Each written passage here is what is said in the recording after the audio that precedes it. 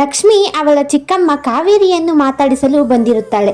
ಅದೇ ಸಮಯದಲ್ಲಿ ಅವರ ಚಿಕ್ಕಮ್ಮ ಕಾವೇರಿಯ ಮಗಳಾದ ಪ್ರಿಯಾ ಅಲ್ಲಿಗೆ ಅಳುತ್ತಾ ಬಂದು ಕುಳಿತಿರುತ್ತಾಳೆ. ಅವಳ ಮೈಯ ತುಂಬಾ ಬರೆಗಳೇ ಇರುತ್ತದೆ. ಅದನ್ನು ನೋಡಿ ಲಕ್ಷ್ಮಿಗೆ ತುಂಬಾನೇ ಗಾಬರಿಯಾಗುತ್ತದೆ. ಪ್ರಿಯಾ, ಇದೇನಿದು? ನಿನ್ ಮೈ ತುಂಬಾ ಬರೆಗಳು, ನೀನ್ ಯಾಕೆ ಅಳ್ತಾ ಇದೀಯಾ? ಯಾರಾದ್ರೂ ನಿನಗೆ ಹೊಡೆದ್ರಾ? ಹೌದು ಕಣೆ ಲಕ್ಷ್ಮಿ, ನಾನು ಏನು ಮಾಡೋದು? ಮದುವೆಯಾಗಿ ಹೋದಾಗಿಂದ ನನ್ನ ಗಂಡ ಯಾವಾಗೂ ಹೀಗೆ ಮಾಡ್ತಾನೆ, ನನಗೆ ಬರೇ ಹೊಡಿತಾನೆ ಕಣೆ. ನಮ್ಮ ಅತ್ತೆಗೆ ಸಹ ಏನು ಕೇಳಲ್ಲ. ಲಕ್ಷ್ಮಿ, ಇವನ್ನೆಲ್ಲ ತಲೆಗೆ ಹಾಕೊಂಬೇಡ. ಇವೆಲ್ಲ ಕಾಮನ್ನು. ಗಂಡ ಹೆಂಡತಿ ಜಗಳ ಅಂದರೆ ಉಂಡು ಮಲ್ಗೋವರೆಗೂ ಅಷ್ಟೇ ಅಲ್ವಾ? ಪ್ರಿಯಾ, ನಿನ್ನ ಗಂಡ ಹೊಡೆದ ಅಂದ್ಬಿಟ್ಟು ನೀನು ಇಲ್ಲಿಗೆ ಬರೋದು ಸರಿನಾ? ಚಿಕ್ಕಮ್ಮ, ಏನು ಹೇಳ್ತಾ ಇದ್ದೀರಾ ನೀವು? ಗಂಡ ಹೊಡೆದಕ್ಕೆ ಅವರು ಇಲ್ಲಿಗೆ ಬಂದಿದ್ದಾರೆ. ನೀವು ನೋಡಿದ್ರೆ ಈ ಥರ ಹೇಳ್ತಿದ್ದೀರಾ? ಯಾವ ಗಂಡ ತಾನೇ ಹೊಡಿತಾನೆ? ಅದು ಕುಡಿದು ಬಂದು. ನೀವು ಪೊಲೀಸ್ ಕಂಪ್ಲೇಂಟ್ ಕೊಡಬೇಕಲ್ವಾ? ಅಯ್ಯೋ ಲಕ್ಷ್ಮಿ, ಇವೆಲ್ಲ ಕಾಮನ್ ಕಣೆ. ನೀನು ಮದುವೆ ಆದಾಗ ನಿನಗೆ ಅರ್ಥ ಆಗುತ್ತೆ. ಎಲ್ಲ ಮನೆಯಲ್ಲೂ ಇದೇ ರಾಮಾಯಣನೇ. ಗಂಡ ಬಂತಾನೆ, ಕುಡಿತಾನೆ, ಹೊಡಿತಾನೆ, ಇದೇ ಕತೆ. ಈ ಮಾತನ್ನು ಕೇಳಿಸಿಕೊಂಡು ಲಕ್ಷ್ಮಿ ಬೇಜಾರಿನಿಂದ ಅವಳ ಮನೆ ಒಳಗೆ ಹೋಗುತ್ತಾಳೆ.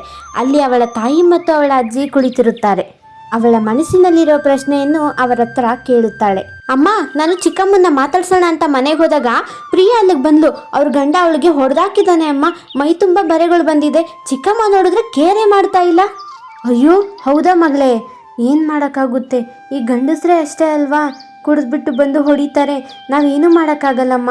ಎಲ್ಲರ ಮನೆಯಲ್ಲೂ ಇದೇ ಸಮಸ್ಯೆ. ಹೌದು ಮಗಳೇ ಲಕ್ಷ್ಮಿ, ಎಲ್ಲರ ಮನೆಯಲ್ಲೂ ಇದೇ ಸಮಸ್ಯೆನೇ. ಗಂಡ ಸರಿಯಾಗಿದ್ದರೆ ಅತ್ತೆ ಸರಿ ಇರಲ್ಲ, ಅತ್ತೆ ಸರಿಯಾಗಿದ್ದರೆ ಗಂಡ ಸರಿ ಇರಲ್ಲ. ಇದೇ ರಾಮಾಯಣ. ಅದೇ ಸಮಯದಲ್ಲಿ ಲಕ್ಷ್ಮಿಯ ತಂದೆಯಾದ ಹರೀಶ್ ಅಲ್ಲಿಗೆ ಬರುತ್ತಾನೆ. ಮಗಳೇ, ನಿಮ್ಮಮ್ಮ ಮತ್ತು ನಿಮ್ಮ ಅಜ್ಜಿ ಹೇಳೋದನ್ನ ತಲೆಗೆ ಹಾಕ್ಕೊಂಬೇಡ ಸರಿನಾ? ನಾನು ನಿನಗೆ ಒಳ್ಳೆ ಕಡೆ ಗಂಡನ್ನೇ ಹುಡ್ಕೊಂಡು ಮದುವೆ ಮಾಡಿಸ್ತೀನಿ. ನೀನು ಖುಷಿಯಾಗಿರಮ್ಮ. ಏನ್ರಿ, ನೀವೇ ಅವಳಿಗೆ ಇಷ್ಟೊಂದು ಮುದ್ದು ಮಾಡ್ತಾ ಇದ್ದೀರಾ. ಅದಕ್ಕೆ ಅವಳು ತಲೆ ಮೇಲೆ ಕುತ್ಕೊಂಡಿರೋದು. ಒಳ್ಳೆ ಗಂಡು ಈಗಿನ ಕಾಲದಲ್ಲಿ ಎಲ್ಲಿ ಸಿಗ್ತಾನೆ? ಒಳ್ಳೆ ಗಂಡು ಸಿಕ್ಕಿದ್ರು ಒಳ್ಳೆ ಅತ್ತೆ ಸಿಗಬೇಕಲ್ಲ ಅವಳಿಗೆ. ಹೌದು ಹೌದು, ಒಳ್ಳೆ ಅತ್ತೆ ಸಿಗಬೇಕು, ಇಲ್ಲ ಒಳ್ಳೆ ಗಂಡ ಸಿಗಬೇಕು. ಈಗಿನ ಕಾಲದಲ್ಲಿ ಸಿಗಲ್ಲ. ಆದರೂ ನಿನ್ನ ಮಗಳಿಗೆ ಏನು ಮಾಡ್ತೀಯ ನೋಡು. ಮಗಳೇ, ಇವ್ರು ಹೇಳೋದನ್ನು ತಲೆಗೆ ಹಾಕೊಂಬೇಡ. ನಾನು ನಿನಗೆ ಒಳ್ಳೆ ಸಂಬಂಧ ಹುಡುಕ್ತೀನಿ ಸರಿನಾ? ಮದುವೆಗೆ ರೆಡಿ ಆಗು ನೀನು, ಸಾಕು. ಅಲ್ಲ ಅಮ್ಮ, ಗಂಡ ಸರಿ ಇಲ್ಲ ಅಂದರೆ ಅತ್ತೆ ಸರಿ ಇರಲ್ಲ, ಅತ್ತೆ ಸರಿ ಇದ್ದರೆ ಗಂಡ ಸರಿ ಇರಲ್ಲ ಅಂತಾರಲ್ವಾ?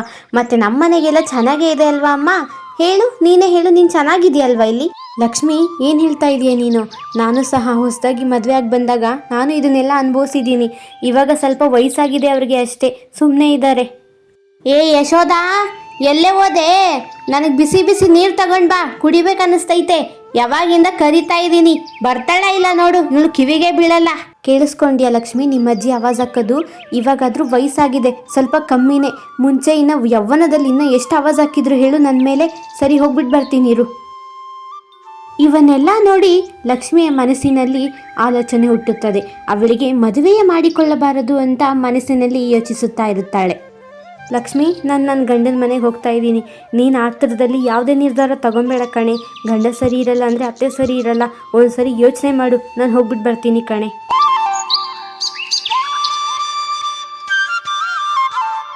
ನನ್ನ ಮಗಳು ಲಕ್ಷ್ಮಿ ಅಂತ, ಅವಳು BA ಮಾಡಿದ್ದಾಳೆ. ನಿಮ್ಮ ಮಗ ಬಂದಿಲ್ವಾ? ನಿಮ್ಮ ಮಗ ಬಂದಿದ್ರೆ ನನ್ನ ಮಗಳು ಸಹ ಒಂದ್ಸರಿ ನೋಡ್ತಿದ್ಲು. ನಮ್ಮ ಮಗಳು ನಿಮಗೆ ಇಷ್ಟ ಆಯಿತಾ? ನೀವೇ ಹೇಳ್ತೀರಾ? ಅರೆ ಸಂಬಂಧಿಕರೇ, ನನ್ನ ಮಗ ಬ್ಯುಸಿಯಾಗಿದ್ದಾನೆ. ಅವನು ಆಫೀಸ್ ಕೆಲಸಕ್ಕೆ ಹೋಗ್ತಾನೆ ಅಲ್ವಾ? ಅದಕ್ಕೆ ಹುಡುಗಿನ ನಾನೇ ಸೆಲೆಕ್ಟ್ ಮಾಡೋಕ್ಕೆ ಬಂದೆ. ನನಗೆ ಈ ಹುಡುಗಿ ಫೋಟೋ ನೋಡಿದ ತಕ್ಷಣವೇ ಇಷ್ಟ ಆಯಿತು. ವಾವ್, ಇದಂತೂ ಕೇಳೋಕ್ಕೆ ಅದ್ಭುತವಾಗೇ ಇದೆ. ನನ್ನ ಮಗಳು ಫೋಟೋ ನೋಡಿದ ತಕ್ಷಣ ನಿಮಗೆ ಇಷ್ಟ ಆಯಿತಾ? ಸರಿ, ವರದಕ್ಷಿಣೆ ಏನಾದರೂ ಕೊಡಬೇಕಾ ನಾವು? ಎಷ್ಟು ತಗೊತೀರಾ ವರದಕ್ಷಿಣೆ? ಏನು? ಅರೆ, ನಮಗೆ ವರದಕ್ಷಿಣೆ ಎಲ್ಲ ಬೇಕಾಗಿಲ್ಲ. ನೀವು ನಿಮ್ಮ ಕೈಯಾರೆ ಮದುವೆ ಮಾಡಿ ಕೊಟ್ಟರೆ ಅಷ್ಟೇ ಸಾಕು. ಈ ಮನೆ ಲಕ್ಷ್ಮಿ ನಮ್ಮ ಮನೆ ಲಕ್ಷ್ಮಿಯಾಗಿ ಬರಲಿ, ಅಷ್ಟೇ ನಮಗೆ ಬೇಕಾಗಿರೋದು. ದಿನ ಕಳೆದಂತೆ ಲಕ್ಷ್ಮಿಯ ಮದುವೆ ಭರತ್ ಎಂಬುವ ಹುಡುಗನ ಜೊತೆಗೆ ನಡೆಯುತ್ತದೆ. ಮದುವೆಯ ನಂತರ ಭರತ್ನ ಪರಿವಾರವೆಲ್ಲ ಆರತಿ ತಟ್ಟೆ ಹಿಡಿದು ಮನೆಯ ಅಂಗಳದಲ್ಲಿ ಕಾಯುತ್ತಾ ಇರುತ್ತಾರೆ. ಅಮ್ಮ, ಬೇಗ ಆರತಿ ಮಾಡು, ಒಳಗಡೆ ಹೋಗಬೇಕು. ನನಗೆ ನಿಂತು ಕಾಲೆಲ್ಲ ನೋವು ಬರ್ತಿದೆ. ಸಾಕು, ಸುಮ್ಮನೆ ಇರೋ ಭರತ್. ನೀನೊಬ್ಬನೇ ನಾನು ನಿಂತಿದ್ದು. ನನ್ನ ಸೊಸೆ ಕೂಡ ನಿಂತಿದ್ಲು ಅಲ್ವಾ? ಅವಳಿಗೆ ಕಾಲು ನೋವು ಬರೋದಿಲ್ವಾ? ಏನು ಮಾತಾಡ್ತೀಯ ನೋಡು, ಇರು ಸ್ವಲ್ಪ ಹೊತ್ತು, ಆರತಿ ಮಾಡ್ತೀನಿ. ಆಗಿಂದಾಗ ಲಕ್ಷ್ಮಿ ಯೋಚಿಸುತ್ತಾಳೆ, ಮದುವೆ ಆಗಿ ಇನ್ನು 24 ಗಂಟೆ ಆಗಿಲ್ಲ, ಆಗಲೇ ನನ್ನ ಗಂಡ ಈ ಥರ ಆವಾಜ್ ಆಗ್ತಾ ಇದ್ದಾರೆ. ನಮ್ಮ ಅತ್ತೆ ಇವಾಗ ಮಾತ್ರ ಖುಷಿಯಾಗಿ ಮಾತಾಡ್ತಿದ್ದಾರೆ. ಆಮೇಲೆ ಏನು ಕಾದಿದೆಯೋ ಏನೋ. ಅಮ್ಮ ಲಕ್ಷ್ಮಿ, ನೀನು ಯೋಚನೆ ಮಾಡಬೇಡ, ಅವನು ಹಾಗೆ ಸ್ವಲ್ಪ ಕೋಪಿಷ್ಟ, ಸರಿನಾ? ನೀನು ತಲೆಗೆ ಹಾಕೊಂಬೇಡ ಕಣಮ್ಮ ಹಾಗೆಂದು ಹೇಳಿ ಆರತಿ ಮಾಡುತ್ತಾಳೆ. ಆ ನಂತರ ಲಕ್ಷ್ಮಿ ಎಲ್ಲರ ಕಾಲಿಗೆ ಬಿದ್ದು ನಮಸ್ಕರಿಸುತ್ತಾಳೆ.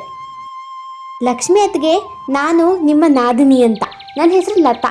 ಸರಿ ಬನ್ನಿ, ನಾನು ನಿಮ್ಮ ಕೋಣೆ ತೋರಿಸ್ತೀನಿ. ಲಕ್ಷ್ಮಿ ಮೊದಲನೇ ರಾತ್ರಿ ಅವಳ ಕೋಣೆಯಲ್ಲಿ ಕುಳಿತಿರುತ್ತಾಳೆ. ಅದೇ ಸಮಯದಲ್ಲಿ ಭರತ್ ಅಲ್ಲಿಗೆ ಬರುತ್ತಾನೆ. ಆದರೆ ಒಂದು ಮಾತು ಸಹ ಆಡುವುದಿಲ್ಲ. ಹಾಗೆಯೇ ಹೋಗಿ ಬೆಡ್ಶೀಟ್ ಹಾಕ್ಕೊಂಡು ಮಲಗುತ್ತಾನೆ. ಲಕ್ಷ್ಮಿ ಇದನ್ನು ನೋಡಿ ಅವಳು ಸಹ ಒಂದು ಮಾತಾಡದೆ ಮಲಗುತ್ತಾಳೆ. ಬೆಳಿಗ್ಗೆ ಆಗಿರುತ್ತದೆ. ಲಕ್ಷ್ಮಿ ಇನ್ನೂ ಸಹ ಮಲಗೇ ಇರುತ್ತಾಳೆ. ಭರತ್ ಎದ್ದು ಆಗಲೇ ಕೆಲಸಕ್ಕೆ ಹೋಗಿರುತ್ತಾನೆ. ಅದೇ ಸಮಯದಲ್ಲಿ ಅವಳ ಅತ್ತೆ ಭವಾನಿ ಅಲ್ಲಿಗೆ ಬರುತ್ತಾಳೆ. ಲಕ್ಷ್ಮಿ, ಲಕ್ಷ್ಮಿ ಪುಟ್ಟಿ, ಎದ್ದಾಳಮ್ಮ, ಎಷ್ಟೊತ್ತು ಮಲ್ಕೊಂತೀಯ? ಎದ್ದಾಳು ಬೇಗ. ಅತ್ತೆ, ನನ್ನ ಕ್ಷಮಿಸ್ಬಿಡಿ, ನಿದ್ದೆ ಹೇಗೆ ಬಂತೋ ನನಗೆ ಗೊತ್ತೇ ಆಗಿಲ್ಲ. ಅರೆ ಹೋಗ್ಲಿ ಬಿಡು, ತುಂಬ ದಣದಿರ್ತೀಯ ಅಲ್ವಾ, ಅದಕ್ಕೆ ನಿದ್ದೆ ಚೆನ್ನಾಗಿ ಬಂದಿರುತ್ತೆ. ಸರಿ, ಈ ಬಟ್ಟೆಗಳನ್ನ ಹಾಕ್ಕೊಂಡು ಬಾ, ಚೆನ್ನಾಗಿ ಫ್ರೆಶ್ ಅಪ್ ಆಗ್ಬಿಟ್ಟು ಬಾ, ಊರಿನ ಜನ ನಿನ್ನ ನೋಡಕ್ಕೆ ಬರ್ತಿದ್ದಾರೆ. ಅತ್ತಿಗೆ, ಅಮ್ಮ ಸೀರೆ ಕೊಟ್ಟಿದ್ದಾರಲ್ವಾ, ಅದಕ್ಕೆ ನಾನು ಫ್ಯಾಷನ್ ಡಿಸೈನಿಂಗ್ ಮಾಡಿರೋದು. ನಾನು ನಿಮಗೆ ಮೇಕಪ್ ಸಹ ಮಾಡ್ತೀನಿ ಮತ್ತು ಸೀರೆ ಸಹ ನಾನೇ ಉಡಿಸ್ತೀನಿ ಅತ್ತೆ. ನೀವು ಹೋಗಿ ಸ್ನಾನ ಮಾಡ್ಕೊಂಡು ಬನ್ನಿ. ಅತ್ತಿಗೆ, ಅಣ್ಣನಿಗೆ ಇದಕ್ಕೆ ಮುಂಚೆ ಒಂದು ಹುಡುಗಿ ಇದ್ಲು. ಅಣ್ಣ ತುಂಬಾ ಇಷ್ಟಪಡ್ತಿದ್ದ ಆ ಹುಡುಗಿನ. ಆದರೆ ಅಮ್ಮ ಅದಕ್ಕೆ ಒಪ್ಕೊಂಡಿಲ್ಲ, ನಿಮ್ಮನ್ನು ಸೆಲೆಕ್ಟ್ ಮಾಡಿದ್ರು. ಅದಕ್ಕೆ ಅಣ್ಣ ಕೋಪದಲ್ಲಿದ್ದಾನೆ. ಈ ಮಾತನ್ನು ಕೇಳಿ ಲಕ್ಷ್ಮಿಗೆ ಗಾಬರಿಯಾಗುತ್ತದೆ. ಓ, ಇದಕ್ಕೇನಾ ಇವರು ನನ್ನ ಮೇಲೆ ಇಷ್ಟೊಂದು ಕೋಪದಲ್ಲಿರೋದು? ಮತ್ತು ನನ್ನ ಕತೆ ಅಂತೂ ಗೋವಿಂದ ಅಂತ ಮನಸ್ಸಲ್ಲೇ ಅನ್ಕೊತಾ ಇರ್ತಾಳೆ. ಅತ್ತೆ, ನಾನು ಹೇಳಿದೆ ಅಂತ ಅಣ್ಣನಿಗೆ ಹೇಳಬೇಡಿ, ಚೆನ್ನಾಗಿ ಕಾಣಿಸ್ತಾ ಇದ್ದೀರಾ. ಸರಿ ನಡೀರಿ ಅತ್ತೆ, ಹೋಗೋಣ. ಆ ನಂತರ ಇಬ್ಬರು ಅತ್ತಿಗೆ ಮತ್ತು ನಾದನಿ ಹಾಲಿನಲ್ಲಿ ಹೋಗುತ್ತಾರೆ. ಊರಿನ ಜನರೆಲ್ಲ ಹೊಸ ಸೊಸೆ ಲಕ್ಷ್ಮಿಯನ್ನು ನೋಡಲು ಬಂದಿರುತ್ತಾರೆ. ಹಾಗೆ ಎಲ್ಲರೂ ಮಾತನಾಡುತ್ತಾ ನಿಂತಿರುತ್ತಾರೆ. ಅದೇ ಸಮಯದಲ್ಲಿ ಲಕ್ಷ್ಮಿ ಅಲ್ಲಿಗೆ ಬರುತ್ತಾಳೆ. ಭವಾನಿ ಅಕ್ಕ, ನಿನ್ನ ಸೆಲೆಕ್ಷನ್ ಅಂತೂ ಸೂಪರು. ಇಷ್ಟೊಂದು ಚೆನ್ನಾಗಿರೋ ಹುಡುಗಿನ ಅದು ಹೇಗೆ ಸೆಲೆಕ್ಟ್ ಮಾಡಿದೆ? ಚೆನ್ನಾಗಿದ್ದಾಳಕ್ಕ ನಿನ್ನ ಸೊಸೆ, ಬೆಳ್ಳಗೆ ಪಳಪಳ ಅಂತ ಹೊಳಿತಾ ಇದ್ದಾಳೆ. ಮತ್ತು ನನ್ನ ಸೊಸೆ ಸುಮ್ಮನೆನಾ? ನನ್ನ ಸೊಸೆ ಟೇಸ್ಟು. ಅದಕ್ಕೆ ಅವಳು ಕೂಡ ಅವಳ ಸೊಸೆನ ಅಷ್ಟೊಂದು ಚೆನ್ನಾಗಿರೋ ಹುಡುಗಿನ ಆಯ್ಕೆ ಮಾಡಿದ್ದಾಳೆ. ನನಗೆ ನನ್ನ ಬಂಗಾರ ನನ್ನ ಸೊಸೆ. ಅದೇ ಸಮಯದಲ್ಲಿ ಭರತ್ ಆಫೀಸ್ನಿಂದ ಬ್ಯಾಗನ್ನು ಹಿಡಿದುಕೊಂಡು ಅವನ ಕೋಣೆಗೆ ಹೋಗುತ್ತಾ ಇರುತ್ತಾನೆ. ಇದನ್ನು ನೋಡಿ ಅಲ್ಲಿರುವ ಹೆಂಗಸು ಹೇಳುತ್ತಾಳೆ, ಅರೆ, ನಿಮ್ಮ ಮಗ ಭರತ್ ಅಂತೂ ಹಾಗೆ ಹೋಗ್ಬಿಟ್ಟ. ಇಲ್ಲಿ ಬಂದು ಕುತ್ಕೊಬೇಕಲ್ವಾ ಅವ್ರ ಹೆಂಡತಿ ಪಕ್ಕದಲ್ಲಿ. ಅರೆ ಸುಶೀಲಾ, ಹೋಗ್ಲಿ ಬಿಡು, ಅವನು ಇವಾಗ ಕೆಲಸದಿಂದ ಬಂದಿದ್ದಾನೆ, ಸ್ವಲ್ಪ ಫ್ರೆಶ್ ಅಪ್ ಬರೇ ಆಗಬೇಕು ಅಲ್ವಾ. ಜನರೆಲ್ಲ ಹೋದ ನಂತರ ಲಕ್ಷ್ಮಿ ಕೋಣೆಗೆ ಬರುತ್ತಾಳೆ. ಭರತ್ ಅವನ ಕಂಪ್ಯೂಟರ್ ಮುಂದೆ ಕುಳಿತುಕೊಂಡು ಕೆಲಸವನ್ನು ಮಾಡುತ್ತಾ ಇರುತ್ತಾನೆ. ಲಕ್ಷ್ಮಿ ಭಯದಿಂದ ಅವನನ್ನೇ ನೋಡುತ್ತಾ ಇರುತ್ತಾಳೆ. ನೋಡು, ಆಫೀಸ್ನಲ್ಲಿ ನಾಳೆ ಇಂಪಾರ್ಟೆಂಟ್ ಮೀಟಿಂಗ್ ಇದೆ. ನನಗೆ ನನ್ನ ಬಿಳಿ ಶರ್ಟು ಐರನ್ ಮಾಡಿ ಇಕ್ಕಿರು, ಮತ್ತು ಬೇಕಾಗಿರೋ ಫೈಲ್ಗಳನ್ನೆಲ್ಲ ಎತ್ತಿಡು. ನಾಳೆ ಒಂಚೂರು ಸಹ ಲೇಟ್ ಆಗಬಾರ್ದು.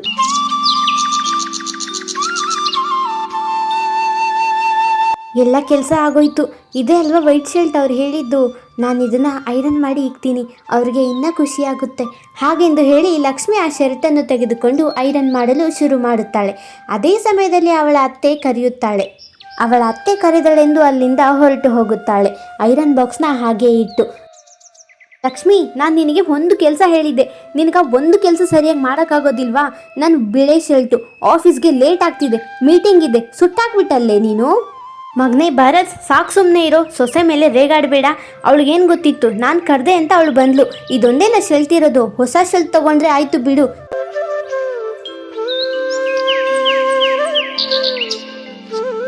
ಮರುದಿನ ಆಫೀಸ್ಗೆ ಹೋಗುವ ಮುಂಚೆ ಅಡಿಗೆಯನ್ನು ಮಾಡಿರುತ್ತಾಳೆ. ಅದನ್ನು ತಿಂದು ಹೋಗೋಣ ಎಂದು ಭರತ್ ಅಲ್ಲಿಗೆ ಕುಂತು ಊಟವನ್ನು ಮಾಡುತ್ತಾ ಇರುತ್ತಾನೆ. ಊಟದಲ್ಲಿ ಉಪ್ಪಿದ್ದ ಕಾರಣ ಅವನು, ಏನೇ, ನಿನಗೆ ಒಂದು ಕೆಲಸ ಸರಿಯಾಗಿ ಮಾಡೋದಕ್ಕೆ ಬರೋದಿಲ್ವಾ? ನಿನ್ನೆ ನೋಡಿದ್ರೆ ನನ್ನ ಶೆಲ್ಟನ್ನು ಸುಟ್ಟಾಕ್ದೆ, ಇವಾಗ ನೋಡಿದ್ರೆ ಊಟದಲ್ಲಿ ಇಷ್ಟೊಂದು ಉಪ್ಪು ಹಾಕಿದ್ಯಾ? ನಾವು ತಿನ್ಬೇಕಾ ಬೇಡವಾ ಹೇಳು. ಮಗನೇ, ಅಪ್ಪಿ ತಪ್ಪಿ ನಿಮ್ಮಮ್ಮ ಸಹ ಉಪ್ಪು ಜಾಸ್ತಿ ಹಾಕ್ಬಿಡ್ತಾಳೆ ಕಣೋ. ನಾನು ಆ ಥರನೇ ಎರೆಗಾಡ್ತೀನಾ? ಅವ್ರಿಗೆ ಎಷ್ಟು ಕೆಲಸ ಇರುತ್ತೆ ಗೊತ್ತಾ ಮನೆಯಲ್ಲಿ, ಅರ್ಥ ಮಾಡ್ಕೊಬೇಕು. ಹೋಗಲಿ ಬಿಡಪ್ಪ. ಹೇಳ್ರೆ ನಿಮ್ಮ ಮುದ್ದಿನ ಮಗನಿಗೆ ಯಾವಾಗ ನೋಡಿದ್ರು ನನ್ನ ಸೊಸೆ ಮೇಲೆ ರೇಗಾಡ್ತಾನೆ ಇರ್ತಾನೆ. ಸ್ವಲ್ಪ ಸಹ ಅರ್ಥ ಮಾಡ್ಕೊಂಡಿದ್ದಿಲ್ಲ, ಹೆಣ್ಮಕ್ಳು ಸಹ ಮನೇಲಿ ಕಷ್ಟಪಡ್ತಾರೆ ಅಂತ. ಸೊಸೆ, ಅವ್ನು ಹೇಳೋದನ್ನೆಲ್ಲ ತಲೆಗೆ ಹಾಕೊಂಬೇಡ. ಆಫೀಸ್ನಲ್ಲಿ ತಲೆ ತಿಂದರೆ ಮನೆಗೆ ಬಂದು ಅವ್ನು ನಮಗೆ ತಲೆ ತಿಂತಾನೆ. ಬಾ, ಹೊರಗಡೆ ಹೋಗೋಣ, ತರಕಾರಿ ತಗೊಂಡು ಬರೋಣ. ಹಾಗೆಂದು ಹೇಳಿ ಅತ್ತೆ ಮತ್ತು ಸೊಸೆ ಇಬ್ಬರು ತರಕಾರಿಯನ್ನು ತೆಗೆದುಕೊಂಡು ಬರಲು ಮಾರ್ಕೆಟ್ಗೆ ಹೋಗುತ್ತಾರೆ.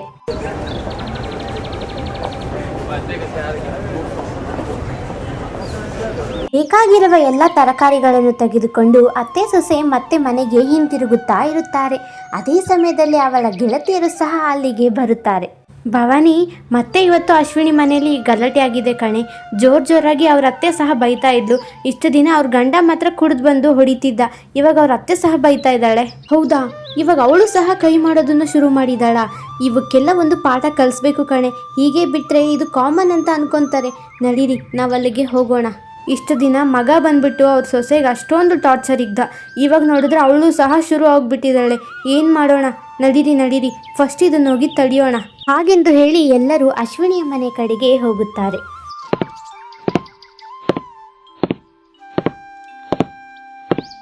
ಅಶ್ವಿನಿ ಮನೆಯಲ್ಲಿ ಹೋಗಿ ನೋಡುತ್ತಾರೆ. ಅವಳ ಸೊಸೆ ಅಳುತ್ತಾ ಕುಂತಿರುತ್ತಾಳೆ. ಇದನ್ನು ನೋಡಿ, ಅಶ್ವಿನಿ ಅಕ್ಕ ಸಾಕು ನಿಲ್ಸು. ಇಷ್ಟು ದಿನ ನಿನ್ನ ಮಗ ಮಾಡಿದ್ದು ಸಾಲ್ದಾ? ಆ ಹುಡುಗಿಗೆ ಅದು ಎಷ್ಟು ಹಿಂಸೆ ಇಕ್ತೀರಾ? ನಿಮಗೆ ಸ್ವಲ್ಪ ಆದರೂ ಕರುಣೆ ಅನ್ನೋದು ಇದೆಯಾ? ಲಕ್ಷ್ಮಿಯ ಮನಸ್ಸಿನಲ್ಲಿ ಕರುಣೆ ಹುಟ್ಟಿ ಅವಳು ಆ ಸೊಸೆಯ ಹತ್ತಿರ ಹೋಗಿ ತಲೆಯನ್ನು ಸವರುತ್ತಾಳೆ. ಅದೇ ಸಮಯದಲ್ಲಿ ಪ್ರಿಯಾ ಹಿಂದಕ್ಕೆ ತಿರುಗಿ ನೋಡಿದಾಗ ಲಕ್ಷ್ಮಿಗೆ ಗಾಬರಿಯಾಗುತ್ತದೆ. ಅವಳು ಅವಳ ಚಿಕ್ಕಮ್ಮನ ಮಗಳು ಪ್ರಿಯಾ ಎಂದು ಗೊತ್ತಾಗುತ್ತದೆ. ಪ್ರಿಯಾ, ನೀನಾ? ಇದು ನಿಮ್ಮತ್ತೆ ಮನೆನಾ? ನನಗೆ ಗೊತ್ತೇ ಆಗಿಲ್ಲ ನೀನು ಇಷ್ಟೊಂದು ನೋವು ಅನುಭವಿಸ್ತಾ ಇದೆಯಾ ಅಂತ. ಈ ಥರ ಹೆಣ್ಣು ಮಕ್ಕಳ ಮೇಲೆ ದೌರ್ಜನ್ಯ ಮಾಡ್ತೀರಲ್ವಾ? ನಿಮ್ಗೇನು ಅನ್ಸೋದಿಲ್ವಾ? ನೀನು ಸಹ ಒಂದು ಹೆಣ್ಣು ಅಂತ ನಿನಗೆ ಅರ್ಥ ಆಗಲ್ವಾ? ಪೊಲೀಸ್ ಕಂಪ್ಲೇಂಟ್ ಮಾಡ್ತೀನಿ ನಾನು ಇವಾಗಲೇ. ಹೌದು ಪ್ರಿಯಾ, ನೀನು ಭಯ ಬೀಳಬೇಡ, ನಾವಿದ್ದೀವಿ ನಿಮ್ಮ ಜೊತೆ. ನಾನು ಪೊಲೀಸ್ ಕಂಪ್ಲೇಂಟ್ ಮಾಡ್ತೀನಿ ಇರು. ಅಯ್ಯೋ ಬೇಡ ಲಕ್ಷ್ಮಿ, ಎಷ್ಟೇ ಆದರೂ ನನ್ನ ಗಂಡ ನಮ್ಮತ್ತೆ ಅಲ್ವಾ, ಅವ್ರು ಹೊಡಿತಾರೆ ಬಡಿತಾರೆ. ಇದು ನನ್ನ ಮನೆ ಕಣೆ, ಸುಮ್ಮನೆ ಇದರಲ್ಲಿ ಮಧ್ಯೆ ಬರಬೇಡ, ಎಲ್ಲ ಸರಿ ಹೋಗುತ್ತೆ. ಪ್ರಿಯಾಳ ಈ ಮಾತನ್ನು ಕೇಳಿ ಅವಳ ಗಂಡ ಮತ್ತು ಅತ್ತೆಯ ಮನಸ್ಸು ಕರಗು ಹೋಗುತ್ತದೆ. ಪ್ರಿಯಾ, ನನ್ನಿಂದ ತಪ್ಪಾಗೋಗ್ಬಿಡ್ತಮ್ಮ, ಕ್ಷಮಿಸ್ಬಿಡು ನನ್ನನ್ನು. ನಾನು ಸುಮ್ಮನೆ ಎಲ್ಲ ಕೋಪ ನಿನ್ನ ಮೇಲೆ ಹಾಕ್ದೆ. ಸೊಸೆ, ನಾನು ಇಷ್ಟು ಹಿಂಸೆ ಕೊಟ್ಟರು ಸಹ ನೀನು ಕಂಪ್ಲೇಂಟ್ ಬೇಡ ಅಂತಂದಲ್ಲಮ್ಮ. ನಾನು ಕ್ಷಮಿಸ್ಬಿಡಮ್ಮ, ನಿನ್ನಂಥ ಸೊಸೆ ಪಡೆಯೋದಕ್ಕೆ ನಾನೇ ಪುಣ್ಯ ಮಾಡಿದ್ದೀನಿ. ಹಾಗೆ ಬರ್ರಿ ದಾರಿಗೆ. ಇನ್ನೊಂದು ಸರಿ ಏನಾದರೂ ಈ ಹುಡುಗಿ ಮೇಲೆ ಕೈ ಎತ್ತದು ನನಗೆ ಗೊತ್ತಾಗಬೇಕು, ನಾನೇ ಕಂಪ್ಲೇಂಟ್ ಕೊಡ್ತೀನಿ. ಸೊಸೆನ ಲಕ್ಷ್ಮಿ ಥರ ನೋಡ್ಕೊಬೇಕು, ಹಾಳು ಥರ ಅಲ್ಲ. ಅತ್ತೆ, ನಾನು ಏನೋ ಅಂದ್ಕೊಂಡಿದ್ದೆ, ನೀವು ತುಂಬ ಒಳ್ಳೆಯವರತ್ತೆ. ಇವತ್ತೇ ನನಗೆ ನಿಮ್ಮ ಬುದ್ಧಿ ಗೊತ್ತಾಯಿತು. ಎಲ್ಲ ಅತ್ತೆಂದರೂ ಒಂದೇ ಥರ ಇರಲ್ಲ ಅಂತ, ಈ ಥರ ಸಪೋರ್ಟ್ ಮಾಡೋರು ಇರ್ತಾರೆ ಅಂತ. ಹೋಗಲಿ ಬಿಡಮ್ಮ ಸೊಸೆ, ಇವೆಲ್ಲ ಕಾಮನ್ನು. ಈಗಿನ ಜನರಿಗೆ ಅರ್ಥನೇ ಆಗೋದಿಲ್ಲ. ಅವರು ಒಂದು ಹೆಣ್ಣು ಇನ್ನೊಂದು ಹೆಣ್ಣಿಗೆ ನೋವು ಕೊಟ್ಟರೆ ಅದು ಹೇಗೆ ನೋಡ್ಕೊಂಡಿರ್ತಾರೋ ಏನೋ.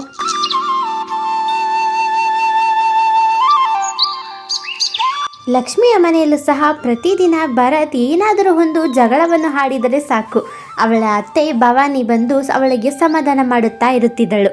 ನೋಡು ಲಕ್ಷ್ಮಿ, ಭರತ್ ಬೈದ ಅಂತ ತಲೆಗೆ ಹಾಕ್ಕೊಂಬೇಡ ಕಣಮ್ಮ. ಅವನು ಕೆಲ್ಸಕ್ಕೆ ಟೆನ್ಷನಲ್ಲಿ ಇರ್ತಾನೆ ಅಲ್ವಾ. ನಾನು ಅವನಿಗೆ ಒಂದಲ್ಲ ಒಂದಿನ ಪಾಠ ಕಲಿಸ್ತೀನಿ, ನೀನು ಬೇಜಾರು ಮಾಡ್ಕೊಬೇಡ. ಅಮ್ಮ ಎಷ್ಟು ಹೇಳಿದ್ರು ಅದಕ್ಕೆ ಬೇಜಾರಲ್ಲೇ ಇದ್ದಾರೆ. ನಾವು ಸುಮ್ಮನೆ ಆಚೆ ಕಡೆ ಹೋಗ್ಬಿಟ್ಟು ಬರೋಣ ಅಮ್ಮ, ಇಲ್ಲ ರೆಸ್ಟೋರೆಂಟ್ಗೆ ಹೋಗೋಣ. ಹೊಸ ರೆಸ್ಟೋರೆಂಟು ಓಪನ್ ಆಗಿದೆ.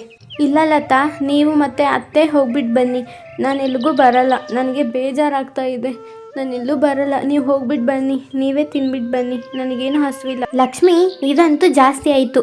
ನಾವಿಬ್ಬರು ಇಷ್ಟು ಪ್ರೀತಿಯಿಂದ ಕರಿತಾ ಇದ್ದೀವಿ, ನೀನು ನೋಡಿದ್ರೆ ಬರಲ್ಲ ಅಂತೀಯ. ಇದು ನನ್ನ ಆರ್ಡರು, ನಡಿ ಹೋಗೋಣ. ಹಾಗೆಂದು ಹೇಳಿ ಅತ್ತೆ, ಸೊಸೆ ಮತ್ತು ನಾದನಿ ಇಬ್ಬರು ಕಾರನ್ನು ಹೆಕ್ಕಿ ಹೊಸ ರೆಸ್ಟೋರೆಂಟ್ಗೆ ಹೋಗುತ್ತಾರೆ. ರೆಸ್ಟೋರೆಂಟ್ನಲ್ಲಿ ಆರ್ಡರ್ ಮಾಡಿ ಕುಳಿತಿರುತ್ತಾರೆ. ಅದೇ ಸಮಯದಲ್ಲಿ ಲತಾ, ಅಮ್ಮ ಸ್ವಲ್ಪ ಹಿಂದೆ ತಿರುಗಿ ನೋಡು, ನಮ್ಮ ಭರತಣ್ಣ ಇಷ್ಟಪಡ್ತಾ ಇದ್ದಿದ್ದು ಹುಡುಗಿ ಅಲ್ವಾ ಅವಳು, ಮಾನಸ. ಇಲ್ಲಿ ನೋಡಿದ್ರೆ ಯಾವುದೋ ಬೇರೆ ಹುಡುಗನ ಜೊತೆ ಇದ್ದಾಳೆ. ಇವಾಗಲೇ ಅಣ್ಣನಿಗೆ ಫೋನ್ ಮಾಡಿ ಕರಿತೀನಿ. ಅರೆ ಲತಾ, ಹೋಗ್ಲಿ ಬಿಡು, ಅವ್ರು ಏನಾದರೂ ಮಾಡ್ಕೊಳ್ಳಿ. ನೀನು ಇವಾಗ ನಿಮ್ಮ ಅಣ್ಣನಿಗೆ ಫೋನ್ ಮಾಡಿದ್ರೆ ಇಲ್ಲಿ ಬಂದು ಜಗಳ ಆಗುತ್ತೆ. ಸುಮ್ಮನೆ ಯಾಕವೆಲ್ಲ ಹೇಳು. ಸೊಸೆ, ನಿನಗೆ ಅರ್ಥ ಆಗೋದಿಲ್ಲ. ಅವನು ಪ್ರೇಮ ಕುರುಡು ಅಂತ ಅನ್ಕೊಂಡ್ಬಿಟ್ಟಿದ್ದಾನೆ. ಇವಾಗ ಬಂದು ನೋಡಲಿ ಅವನು ಇಷ್ಟಪಡೋ ಹುಡುಗಿ ಈ ಥರ ಮೋಸ ಮಾಡ್ತಾ ಇದ್ದಾಳೆ ಅಂತ. ಆವಾಗಾದರೂ ಅವನಿಗೆ ಬುದ್ಧಿ ಬರುತ್ತೆ. ನೀನು ಫೋನ್ ಮಾಡೆ.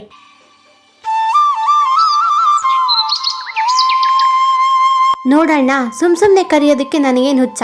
ನೀನು ಇಷ್ಟಪಡ್ತಾ ಇದೆಯಲ್ಲ ಮಾನಸ, ಅಲ್ಲಿ ನೋಡು ಬೇರೆ ಹುಡುಗನ ಜೊತೆ ಕುಂತಿದ್ದಾಳೆ. ಹೋಗು ಏನಂತ ವಿಚಾರಿಸು. ನಿನ್ನ ಕಣ್ಣಾರೆ ನೀನೇ ನೋಡು ಎಲ್ಲಾನು. ಮಾನಸ ಬೇರೆ ಒಂದು ಹುಡುಗನ ಜೊತೆ ಕುಳಿತುಕೊಂಡು ತಿನ್ನುತ್ತಾ ಇರುತ್ತಾಳೆ.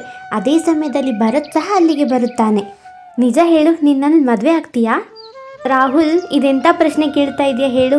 ನಾನು ನಿನ್ನನ್ನೇ ಮದುವೆ ಆಗೋದು. ಭರತ್ ಅಂತೂ ಅವನಿಗಾಗಲೇ ಮದುವೆ ಆಗಿಬಿಟ್ಟಿದ್ದಾನೆ. ಬೇಗನೆ ಅವ್ರ ಹೆಂಡತಿಗೆ ಡಿವೋರ್ಸ್ ಸಹ ಕೊಡ್ತಾನೆ. ಆ ನಂತರ ಎಲ್ಲ ಆಸ್ತಿನೂ ನನ್ನ ಹೆಸರಿಗೆ ಬರೀತಾನೆ. ನಾನು ಆ ಆಸ್ತಿನೆಲ್ಲ ತಗೊಂಡು ಮತ್ತೆ ನಾನು ನಿನ್ನನ್ನು ಮದುವೆ ಆಗ್ತೀನಿ, ಸರಿನಾ? ನಾವಿಬ್ಬರು ಖುಷಿಯಾಗಿರೋಣ. ತಕ್ಷಣ ಮಾನಸಳ ಕಣ್ಣು ಹಿಂದೆ ನಿಂತಿರುವ ಭರತ್ ಕಡೆಗೆ ನೋಡುತ್ತಾಳೆ. ಅರೆ ಭರತ್, ನೀನೇನು ಇಲ್ಲಿ? ಇಲ್ಲ, ನಾನು ಆ ಥರ ಹೇಳಬೇಕು ಅಂತ ಅಂದ್ಕೊಂಡಿರಲಿಲ್ಲ. ನೀನು ಕೇಳಿಸ್ಕೊಂಡಿದ್ದೆಲ್ಲ ಸುಳ್ಳು. ಅವಳ ಮಾತುಗಳನ್ನು ಕೇಳಿಸಿಕೊಂಡ ಭರತ್ನ ಮನಸ್ಸು ಒಡೆದು ಹೋಗುತ್ತದೆ. ಅವನು ಒಂದೂ ಮಾತನಾಡದೆ ಅಲ್ಲಿಂದ ಹೊರಟು ಹೋಗುತ್ತಾನೆ. ಭರತ್ ಬೇಜಾರಿನಲ್ಲಿ ಬಂದು ಅವನ ಹೆಂಡತಿಯ ಪಕ್ಕದಲ್ಲಿ ಕುಳಿತುಕೊಳ್ಳುತ್ತಾನೆ. ನನ್ನ ಕ್ಷಮಿಸ್ಬಿಡು ಲಕ್ಷ್ಮಿ, ನಾನು ಅವಳನ್ನು ತುಂಬಾ ಇಷ್ಟಪಡ್ತಿದ್ದೆ. ಆದರೆ ಅವಳು ನನಗೆ ಈ ಥರ ಮೋಸ ಮಾಡ್ತಾಳೆ ಅಂತ ಅಂದ್ಕೊಂಡಿರಲಿಲ್ಲ. ಇನ್ಮೇಲೆ ನಾನು ನಿನಗೆ ಎಲ್ಲ ಖುಷಿಯನ್ನು ಕೊಡ್ತೀನಿ. ನೀನು ನನ್ನ ಹೆಂಡತಿ, ನಾನು ನಿನ್ನ ಗಂಡ. ನಾವಿಬ್ಬರು ಇನ್ಮೇಲೆ ಖುಷಿಯಾಗಿರೋಣ. ನನ್ನ ಕ್ಷಮಿಸ್ಬಿಡು. ಸೊ ಹಾಯ್ ಫ್ರೆಂಡ್ಸ್, ನನ್ನ ಕತೆ ನಿಮಗೆ ಇಷ್ಟ ಆಯಿತಾ? ಇಷ್ಟ ಆದರೆ ಒಂದು ಲೈಕ್ ಮತ್ತು ಸಬ್ಸ್ಕ್ರೈಬ್ ಮಾಡಿ. ನೆಕ್ಸ್ಟ್ ಕತೆಯಲ್ಲಿ ನಿಮ್ಮ ಹೆಸರನ್ನು ಬಳಸಬೇಕಾ? ಕಮೆಂಟ್ ಬಾಕ್ಸ್ನಲ್ಲಿ ಕಮೆಂಟ್ ಮಾಡೋದನ್ನು ಮರಿಬೇಡಿ.